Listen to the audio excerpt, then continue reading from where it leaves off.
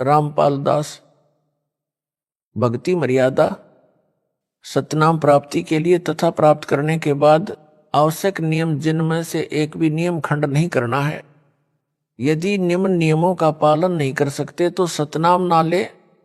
उपदेश प्राप्त पुण्यात्माएं परमात्मा के मार्ग पर चलती हैं। वह परमात्मा प्राप्ति के लिए यात्रा प्रारंभ करती हैं। यात्री बहुत ही कम सामान लेकर यात्रा करता है। अधिक भार उठाकर यात्रा करना संभव नहीं होता। जो सांसारिक परंपराएं हैं वे व्यर्थ का भार है जो भक्ति मार्ग में यात्रा करने में बाधक है। इसलिए इस भार से मुक्त होने के लिए नियमों का पालन करना अनिवार्य है। नियम नंबर 1, किसी के पैर नहीं छूने और ना ही दूसरे को छूने देना है। यदि अचानक या मना करने पर भी पैर छू लेता है तो उस स्थिति में नामखंड नहीं होता। आपने किसी को बद्दुआ या आशीर्वाद नहीं देना है, ना ही इच्छा करके किसी से आशीर्वाद लेना है। कोई आपके सिर पर आशीर्वाद के लिए हाथ रखे तो आपने मना करना है।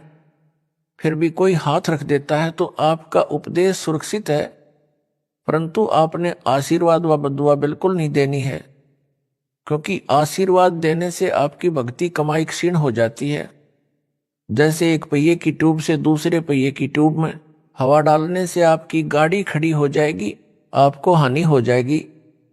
एक उपदेशी बहन ने अपने अनुपदेशी भाई को स्वस्थ होने का आशीर्वाद दे दिया। भाई तो स्वस्थ हो गया, परंतु बहन इतनी अस्वस्थ हुई कि 1 महीना अस्पताल में रही।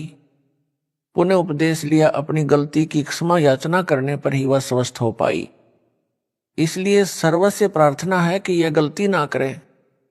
इसी प्रकार अन्य नियमों के खंड करने से आपकी राम नाम की गाड़ी में पंचर हो जाएगा, वह भी रुक जाएगी, अर्थात आप जी को हानि होगी। पूर्व समय में सती प्रथा यानी परंपरा थी। जिस किसी का पति मर जाता था तो उसकी स्त्री को भी उसी मृत पति के साथ जिंदा जलाया जाता था, जो एक महाजालिम कर्म था।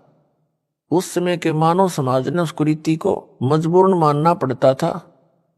किसी महापुरुष ने संघर्ष करके उस सती प्रथा को बंद कराया। समाज के रूढ़िवादी व्यक्तियों ने बहुत विरोध भी किया, परंतु प्रयत्न सफल हुआ तो आज सर्व बहनें सुखी हैं।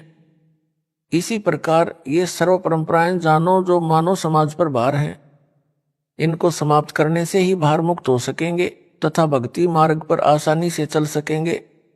नियम नंबर 2, टीवी, कंप्यूटर तथा मोबाइल में फिल्म, सीरियल, मैच, कार्टून देखना तथा मोबाइल में वीडियो गेम आदि नहीं खेलना है। नियम नंबर 3, किसी को दान यानी बिना सिला कपड़ा, सीधा आदि नहीं देना है, ना ही किसी धार्मिक स्थल यानी मंदिर मंडी के लिए पैसे देने हैं, और ना ही उनके किसी भंडारे में जाना है।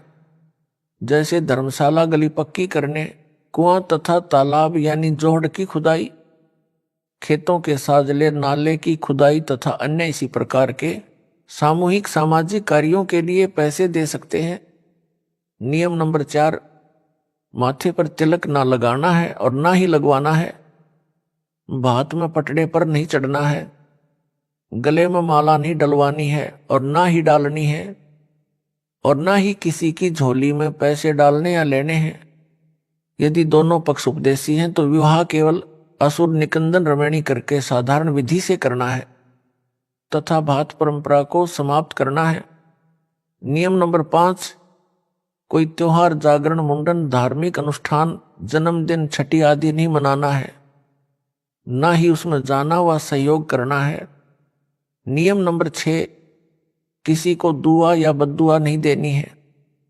नियम नंबर 7, किसी को good morning, good afternoon, good evening, good night आदि शब्द नहीं बोलने हैं। यदि कोई बोलता है तो उसे समय अनुसार केवल morning morning, evening evening, afternoon व नाइट नाइट 2-2 बार बोल दें। नियम number 8, happy birthday, happy new year तथा गुड बाय आदि शब्द नहीं बोलने हैं। यदि कोई आपसे बोलता है तो उसे धन्यवाद या थैंक यू बोल दें। नियम नंबर 9, सिखों को छोड़कर संत बाबा रूप में दाढ़ी ना हो। नियम नंबर 10, बहनों ने नेल पॉलिश और लिपस्टिक नहीं लगानी है। नियम नंबर 11, परफ्यूम तथा सेंट आदि नहीं लगाना है। नियम नंबर 12, विवाहित बहनें केवल सिंदूर या बिंदी में से एक चीज लगा सकती हैं। नियम नंबर 13, किसी अनुपदेशी का जूठा नहीं खाना है। नियम नंबर 14, हाथों पर मेहंदी नहीं लगानी है, किसी बीमारी के कारण लगा सकते हैं। हाथों में मेहंदी लगाने से नामखंड होता है। सिर यानी बालों में रंग काली मेहंदी या डाई नहीं लगानी है। नियम नंबर 15, शादी में जाते हैं तो सगुनवार फेरी मुंह दिखाई पर पैसे नहीं देने हैं। विदाई के समय घर में नारियल नहीं फोड़ना है। कन्या विदाई के समय गाड़ी पर पानी डालना या शगुन के लिए धक्का लगाना अर्थात शगुन करना मना है। नियम नंबर 16, किसी को किसी भी अवसर पर गिफ्ट देना मना है। अगर कोई गिफ्ट दे तो कोशिश करनी है ना लो। अगर कोई पीछे से रख जाए या डाक या कोरियर द्वारा भेजे तो उसको रख ले, उनके उपलक्ष्य में कुछ रुपए दान आश्रम में कर दें। नियम नंबर 17, परिवार में किसी के भी शादी हो तो परिवार के अन्य सदस्यों के लिए कपड़े आदि नहीं देने व नहीं लेने हैं। नियम नंबर 18, कन्यादान रूप में कपड़े गहने आदि नहीं देने हैं। रुपए भी इस उपलक्ष्य में देने हैं कि आपने वहां खाना खाया है और बहन के घर जाते हैं तो इसी उद्देश्य से पैसे दे सकते हैं कि आपने वहां खाना खाया है या चाय आदि पी है। यह ध्यान रहे, यदि अधिक धन दे दिया तो आपकी बहन पर आपका ऋण ना हो जाए तथा संस्कार ना जुड़ जाएं, क्योंकि हम संस्कार वश ही यहाँ काल जाल में रह जाते हैं। यदि आप पैसा देना चाहें और बहन ना लेवे तो दोनों ही भार मुक्त हो जाते हैं। यदि बहन बुआ जी आदि उपदेशी हैं तो उनको चाहिए कि वह पैसा रुपए कपड़ा आभूषण कदापि ना लें। प्यार से कहें कि आपने कह दिया, हमने मान लिया। नियम नंबर 19, स्कूल में गायत्री मंत्र बोलते समय ओम शब्द नहीं बोलना है, क्योंकि जिसे गायत्री मंत्र कहते हैं यह यजुर्वेद के अध्याय 36 का मंत्र 3 है। मूल पाठ में ओम मंत्र नहीं है। वेद परमात्मा की अनूठी देन है। इसमें वृद्धि या कटौती करना परमात्मा का अपमान है। लाभ के स्थान पर हानि ही होती है। इसलिए इस मंत्र के साथ ओम नहीं बोलना है। यजुर्वेद के अध्याय 36 मंत्र 3 अर्थात कथित गायत्री मंत्र मात्र परमात्मा की महिमा का एक मंत्र है। इसे पढ़ने से परमात्मा के गुणों का ज्ञान होता है। जैसे बिजली की महिमा कहीं लिखी हो, उसको कविता बनाकर गाते रहने से बिजली के गुणों का ज्ञान तो होता है, परंतु बिजली का लाभ नहीं मिल सकता। लाभ तो बिजली का कनेक्शन लेने से ही मिलेगा। इसी प्रकार यजुर्वेद अध्याय 36 मंत्र 3 जिसको गायत्री मंत्र बताकर जाप करने को कहते हैं वह व्यर्थ है, क्योंकि यह मंत्र तो परमात्मा की महिमा का ज्ञान कराता है, परमेश्वर के गुणों अर्थात लाभ को बताता है। वह लाभ अधिकारी संत से सतनाम व सारनाम की दीक्षा प्राप्त करके अर्थात कनेक्शन लेकर ही प्राप्त हो सकते हैं। यजुर्वेद अध्याय 36 मंत्र 3 अर्थात गायत्री मंत्र की आवर्ती करने से नहीं। फिर भी कोई अज्ञानी व्यक्ति विद्यार्थियों को विवश करे तो ओम शब्द का उच्चारण ना करें, केवल गायत्री मंत्र का भूर्भुव स्वा से ही उच्चारण प्रारंभ करें। ओम एक अक्षर को ना लगाए। अध्यापकों को चाहिए कि यजुर्वेद अध्याय 36 मंत्र 3 की अपेक्षा संत गरीबदास जी महाराज की वाणी से मंगलाचरण विद्यार्थियों से बुलाएं। गायत्री मंत्र से कई गुना लाभ होता है, परंतु सतनाम तथा सारनाम बिना सब व्यर्थ है। नियम नंबर 20, मुर्दे के अंतिम संस्कार में लकड़ी डाल सकते हैं, कंधे पर या अन्य साधन द्वारा शव को ले जा सकते हैं। नियम नंबर 21, मुर्दे पर एक से अधिक कफन नहीं डालना है। यदि आपसे पहले किसी ने कफन डाल रखा है तो आपने कफन नहीं डालना है, क्योंकि कफन केवल एक ही होता है। अगर पहले कफन डाल रखा है फिर किसी ने एक से ज्यादा कफन डाला है तो नाम खंड होता है। नियम नंबर 22, शादी में खाना खा सकते हैं, यह मानकर पैसे दे सकते हैं कि आपने यहां भोजन खाया है। नियम नंबर 23, यदि दोनों पक्ष उपदेशी हैं तो पीलिया देना, छूछक देना बंद करना है। एक पक्ष अनुपदेशी है तो केवल 2-2 जोड़ी कपड़े केवल जच्चा व बच्चे के देने हैं। नियम नंबर 24, नौकरी पर ऑफिस में जब कोई रिटायर होता है तो ऑफिस में सभी आपस में पैसे इकट्ठे करके उसे गिफ्ट तथा पार्टी देते हैं। ऐसा कर सकते हैं, यानी इसमें थोड़ा बहुत दे सकते हैं, लेकिन उपदेशी ने कतई नहीं लेना है। नियम नंबर 25, घर में जब बहन आती है तो उसे कपड़े व पैसे नहीं देने हैं। अगर बहन या बेटी अनुपदेशी है तो बहुत कम 1 या 2 जोड़ी कपड़े दे सकते हैं। बच्चों के लिए खाने पीने का सामान दे सकते हैं। और अगर जब बहन के घर जाते हैं तो साथ में बच्चों के लिए फल, मिठाई आदि ले जा सकते हैं। नियम नंबर 26, स्कूल में विदाई पार्टी के समय बच्चे पैसे दे सकते हैं। नियम नंबर 28, यदि गौशाला की कमेटी रजिस्टर्ड है तो रुपए दे सकते हैं, यदि रजिस्टर्ड नहीं है तो चारा आदि दे सकते हैं।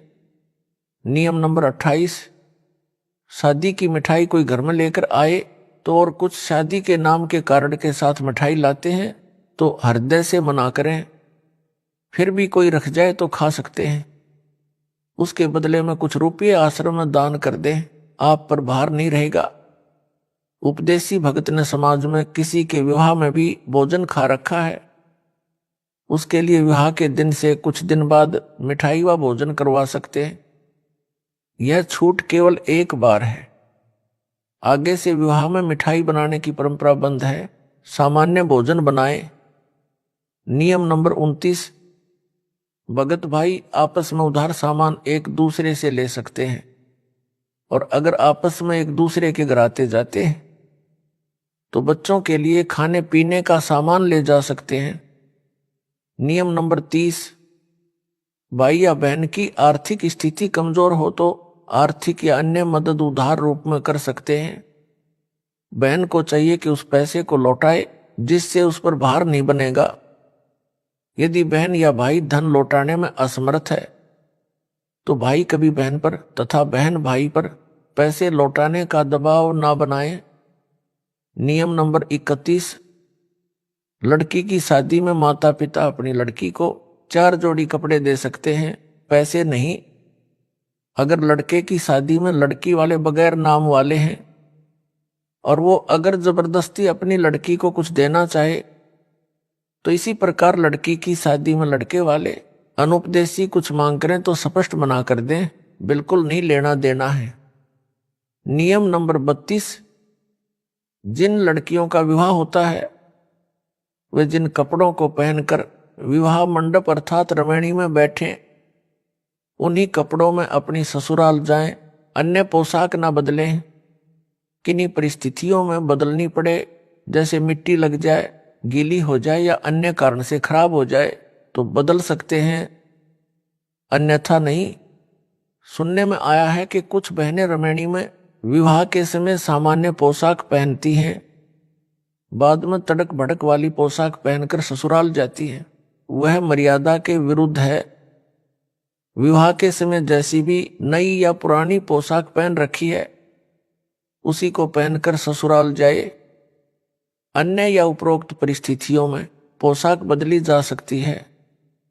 नियम नंबर 33, आपके द्वार पर कोई भिक्षुक आता या कहीं बाजार में आपसे कोई भिक्षा मांगता है तो उसे पैसे ना दें, खाना खिला दें। यदि उसको वस्त्र की आवश्यकता है तो वस्त्र बिना सिला ना दें, पुराना या नया सिला हुआ कपड़ा दें। कंबल चद्दर भी पुराना दें, नहीं तो अधिकतर भिक्षुक शराबी कबाबी हैं। नए कपड़ों को बेचकर शराब आदि नशीली वस्तुओं का प्रयोग करते हैं, वह दोष दान करने वाले को भी लगेगा। एक श्रद्धालु ने कहा कि ये अच्छा सा नहीं लगता कि भिक्षुक को रुपए ना दें, आत्मा नहीं मानती। उसके लिए उत्तर तथा एक उदाहरण यह है कि एक भद्र पुरुष ने एक भिखारी को 100 रुपए की भिक्षा दे दी। पहले वह भिक्षुक पाव शराब पीता था, अपनी पत्नी व परिवार को परेशान करता था। उस दिन 100 रुपये प्राप्त होने के कारण उस भिखारी ने आधा बोतल शराब पी ली। शराब के नशे में अपनी पत्नी को पीट डाला। उस भिखारी की पत्नी ने बच्चों समेत आत्महत्या कर ली। उस जेंटलमैन के 100 रुपये के दान ने एक परिवार को उजाड़ दिया। इसका दोष दानकर्ता को है। गीता में लिखा है कि कुपात्र को किया दान लाभ के स्थान पर हानि करता है।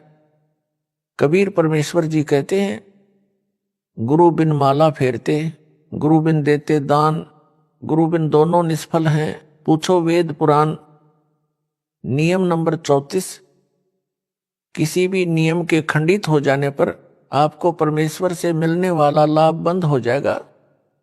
जैसे बिजली का कनेक्शन कट जाने पर सर्व लाभ बंद हो जाते हैं, जो कार्य बिजली से होने थे वे रुक जाते हैं।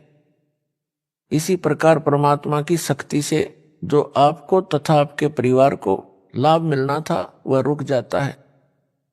एक बहन ने बताया कि उसके पति ने दीक्षा भी ले रखी है, किसी भी नियम का पालन नहीं करता। इसी प्रकार एक भगत ने अपनी पत्नी की शिकायत की। उसके विषय में यह जाने कि उनका नाम खंडित हो चुका है। ऐसे व्यक्तियों का कोई भयंकर पाप कर्म है। नाम खंडित होने पर वह पाप कर्म अपना प्रभाव करके हानि करेगा। जब तक मर्यादा में रहकर भक्ति करते हैं तो वह पाप कर्म हानि नहीं कर सकता। एक बहन ने ऐसे ही नाम खंडित कर रखा था। कुछ वर्षों के पश्चात उसकी जीभ में कैंसर का रोग हो गया। उस बहन से पूछा कि क्या अब आपको टीवी देखना, लिपस्टिक लगाना अच्छा लगता है? उसने रोते हुए कहा, नहीं नहीं। इसी प्रकार परिवार व शरीर में हानि से बचने के लिए तथा परमात्मा से लाभ प्राप्त करके मोक्ष प्राप्ति के लिए मर्यादा में रहें, अन्यथा पाप कर्म आपको क्षति कर देगा। इसलिए सर्व पुण्यात्माओं से पुनः निवेदन है कि सर्व नियमों का विधिवत पालन करके मानव जीवन को सफल बनाए तथा पूर्ण मोक्ष प्राप्त करके सदा सुखी बने, सतलोक में निवास करें। जो विद्यार्थी शिक्षा समय में मौज मस्ती करते हैं वे शिक्षा से वंचित रह जाते हैं, आजीवन कष्ट उठाते हैं। जो शिक्षा के समय में मौज मस्ती ना करके लगन से शिक्षा पूरी कर जाते हैं तो उनको विद्यालय में किए प्रयत्न का फल बाहर क्षेत्र में नौकरी द्वारा प्राप्त होता है। इसी प्रकार सर्व मानव परमात्मा प्राप्ति के विद्यालय में विद्यार्थी यानी भगत हैं। जो भगत मौज मस्ती करते हैं, भक्ति तथा नियमों का पालन ना करके अन्य प्राणियों के शरीरों में घोर कष्ट उठाएंगे। जो लगन के साथ मर्यादा में रहकर परमेश्वर कबीर जी की भक्ति साधना मुझ दास से प्राप्त करके आजीवन करते रहेंगे, उनको सतलोक में सर्व सुविधाएं प्राप्त होगी। वहां वृद्ध अवस्था नहीं है, मृत्यु भी नहीं होती, ऐसा ही जीवन है। नर नारी व परिवार है, वह कभी मृत्यु को प्राप्त नहीं होता। इसलिए सत्य भक्ति करके अपना जीवन सफल बनाएं। जिस सत्य भक्ति से आपको यहां भी सर्व आवश्यक सुख सुविधाएं प्राप्त होंगी तथा पूर्ण मोक्ष भी मिलेगा। विशेष छूट, समाज में स्थान बनाने के लिए विशेष छूट दी जाती है। संत रामपाल दास का निवेदन दिनांक 17 फरवरी 2018 से लागू। पहला, लड़की की बिना नाम वाले परिवार में शादी होती है और ससुराल वाले आन उपासना के लिए मजबूर करते हैं। जैसे उनके देवी देव धाम पर उनके साथ जाने के लिए, वहां पर धोख लगाने के लिए कहते हैं, तो उपदेशी बेटी उनके साथ सैर सपाटा जानकर चली जाए। जैसा वे कहें करती रहे, परंतु मंत्र अपना जाप करती रहे। यदि वहां कोई तिलक लगाता है तो लगवा ले, तुरंत उतार दे। यदि हाथ के नाला यानी धागा बांधता है तो बाद में तोड़ फेंके। दूसरा, यदि किसी त्योहार पर भोजन बनाने के लिए कहे तो बना दे, उसे खा भी ले परंतु भोग वाला ना खाए। यदि भोग लगाकर सब भोजन में मिलाते हैं तो उसे ना खाए, अपना भोजन अलग निकाले या भिन्न बना ले। तीसरा, बात के समय यदि किसी उपदेशी को जाना पड़े, यदि मजबूरी है तो कोई बात नहीं है, चौथा, यदि कोई माला डालता है तो उसे हाथ में पकड़ ले, यदि डाल दी जाए तो तुरंत निकाल ले। पांचवा, यदि किसी अधिकारी या राजपद प्राप्त भगत को कोई उद्घाटन रस्म करनी पड़े तो अनिच्छा से एक ड्रामा समझ कर करे। छठवा, यदि सरकारी कर्मचारी या अधिकारी का या प्राइवेट नौकर को या पुत्रावधुआ पत्नी को निषेध वस्तु लेने के लिए आदेश होता है तो बचे, यदि मजबूरी हो तो ला सकता है, जैसे शराब सिगरेट लाने, मांस बनाने, यानी फौज में या होटल में या कहीं नौकरों को व विवाहित बहनों को सास ससुर पति आदि आदेश दे तो मजबूरी मानकर दुखी मन से परमात्मा